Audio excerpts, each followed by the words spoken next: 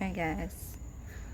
So I've definitely been doing some grounding and also took an awesome nap, which was so helpful. But I'm really needing to come back into what I want and feeding that instead of the negative.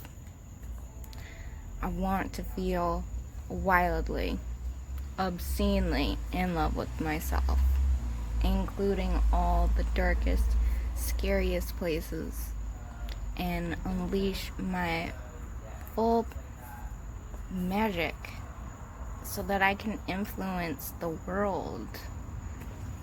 I want to be seen, I want to be heard and known for my gifts by my community, and have rich electric connection in my partnership. I want to draw in wealth and fund my deepest dreams and free my intuition and power so that I can feel confident in the navigation of the world. And it's like reality is so fractal and holographic, and that small internal changes will lead to massive shifts in your external world.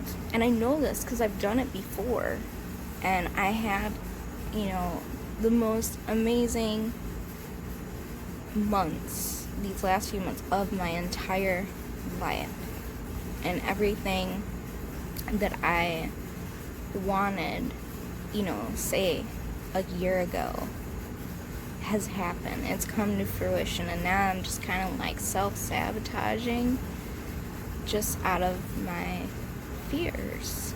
And now it's at that point where it's taken back over. I have that anxiety, and I have those thoughts and the what ifs, and oh my god, and I have to get my mind back to its former glory.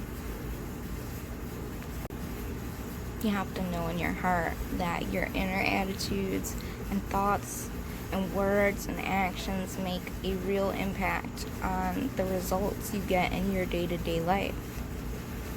Yeah, you also realize that you have some frustrating patterns that keep repeating in life and seemingly outside of your conscious control. And you've probably heard of shadow integration, that deep acceptance of desires and qualities, and it's crucial to become the most whole, powerful version of yourself. And it's important to dissolve those old limiting beliefs and thought patterns in order to reshape your life. But you may just not have yet learned an effective, reliable way to accomplish this dissolution. Like, I would get there, and then I'd realize, like, oh my god, this is exactly what I wanted. And then somehow all the fears would come up then. And it's like I'd have this beautiful moment, and then after a while I'd live in it, and then after a while I would just talk it down. Real profound change doesn't happen without you getting willing to understand yourself and your life in a whole new light. And you probably already heard, what you resist persists. And in order to really move forward, you need to learn to approve stuff that you've previously felt shame or guilt or resentment about. When you become willingly to enjoy the painful parts of your life experience, and then you become capable of receiving so much more good stuff from life. When you have this willingness, you've expanded the level of sensation that you're willing to truly feel and savor without rejection or worry or disapproval. I mean, think about a time when something really, really good happened to you.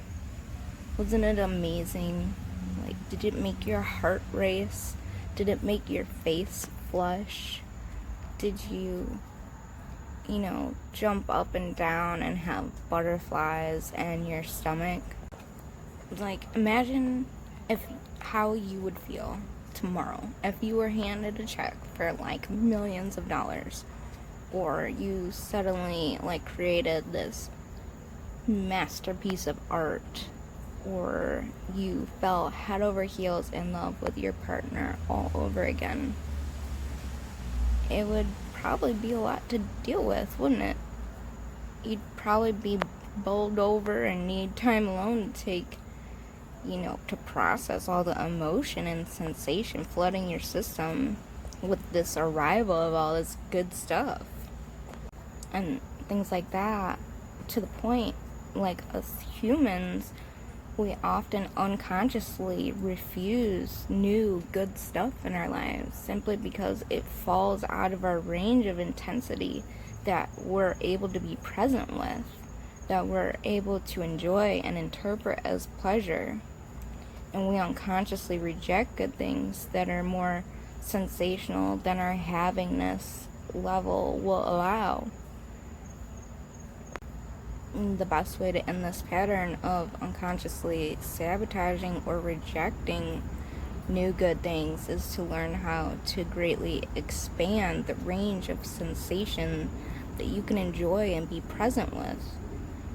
Including situations that your mind currently judges as painful or bad or dangerous.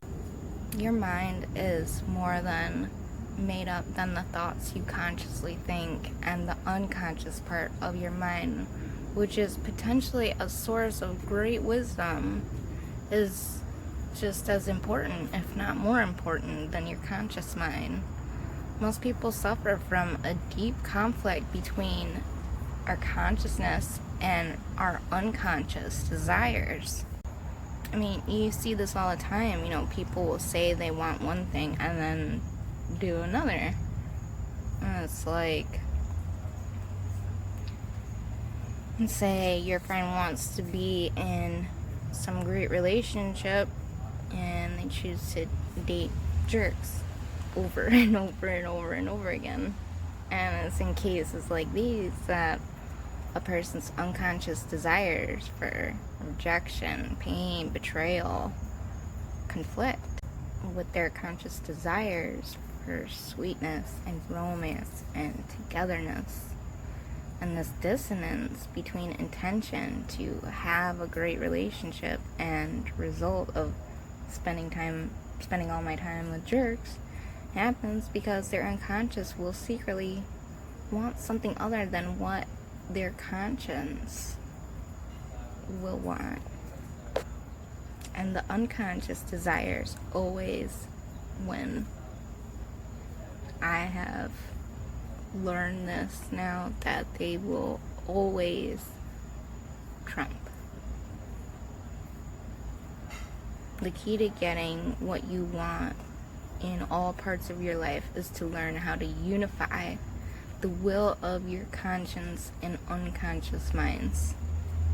The question of how to accomplish this unification has always been so mysterious that most people never figure it out, and the ones who do have been honored, as like shamans and healers and like all that, all magic in all cultures, all around the world, all ritual, meditation, use of plant medicine, music, dancing.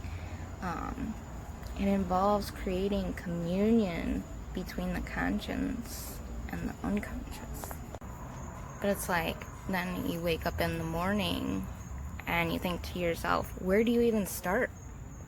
You wake up with this heavy, constrictive feeling of dread, whose origin you really can't pinpoint.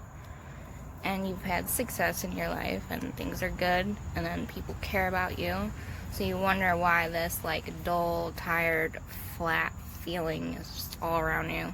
And you go through your day checking off your to-do list, going to work, and you get maybe some good empathy from your friends and advice to other people that they tell you they're grateful for, but you don't feel fully expressed or received, and you don't feel totally alive and happy, and you know you're capable of greater fulfillment and, you know, creativity and spirituality, but you don't know exactly how to get there.